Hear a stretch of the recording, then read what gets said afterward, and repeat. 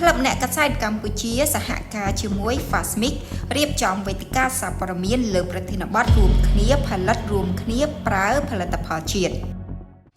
វេទិកាសារព័ត៌មានលើប្រធានបទរួមគ្នាផលិតរួមគ្នាប្រើផលិតផលជាតិដើម្បីពង្រឹងនិងពង្រីកផលិតផលក្នុងស្រុកទាំងបរិមាណគុណភាពនិងសុវត្ថិភាពធ្វើយ៉ាងណាបំពេញតម្រូវការប្រើប្រាស់អំឡុងពេលពហិការមិនប្រើប្រាស់ផលិតផលប្រទេសថៃរៀបចំឡើងដោយក្លឹបអ្នកកាសែតកម្ពុជាសហការជាមួយសមាគមមូលនិធិសម្ដេចតេជោដើម្បីអភិវឌ្ឍសហគ្រាសធុនតូចនិងមធ្យមនៅកម្ពុជា Fasmic នាព្រឹកថ្ងៃទី3ខែមេសាឆ្នាំ2025ក្រោមវត្តមានលោកពុយគាប្រធានក្លឹបអ្នកកាសែតកម្ពុជានិងអង្គញាតែតាំងប៉ប្រធានក្រុមប្រឹក្សាភិបាលនៃសមាគមមូលនិធិសម្ដេចតេជោដើម្បីអភិវឌ្ឍសហគ្រាសធុនតូចនិងមធ្យមនៅកម្ពុជា SME និងជាប្រធានក្រុមប្រឹក្សាភិបាលសហព័ន្ធសមាគមសហគ្រាសធុនតូចនិងមធ្យម Fasmic និងអ្នកសារព័ត៌មានប្រមាណ85នាក់មកពី60អង្គភាពក្នុងឱកាសនោះដែរអង្គញាតែតាំងប៉បានមានប្រសាសន៍ថា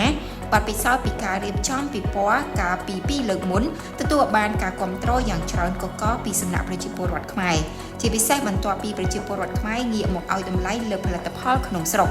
ហេតុនេះហើយទើប Fasmic សម្រេចរៀបចំពិព័រណ៍ផលិតផលខ្មែរជាលើកទី3មូលហេតុអីដែលយើងថាយើងបានរៀបចំធ្វើពិព័រណ៍លើកទី3អញ្ចឹងបានន័យថា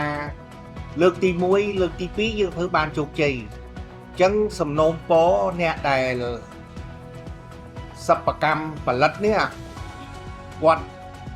មានសំណូមពរនិងតម្រូវការប្រកបខ្ញុំជឿជាក់ថាមកពីគាត់ទទួលយកបានគាត់លក់បានផលិតផលយើងខ្មែរយើងទទួលស្គាល់ច្រើនអញ្ចឹងបានសំណូមពរឲ្យគាត់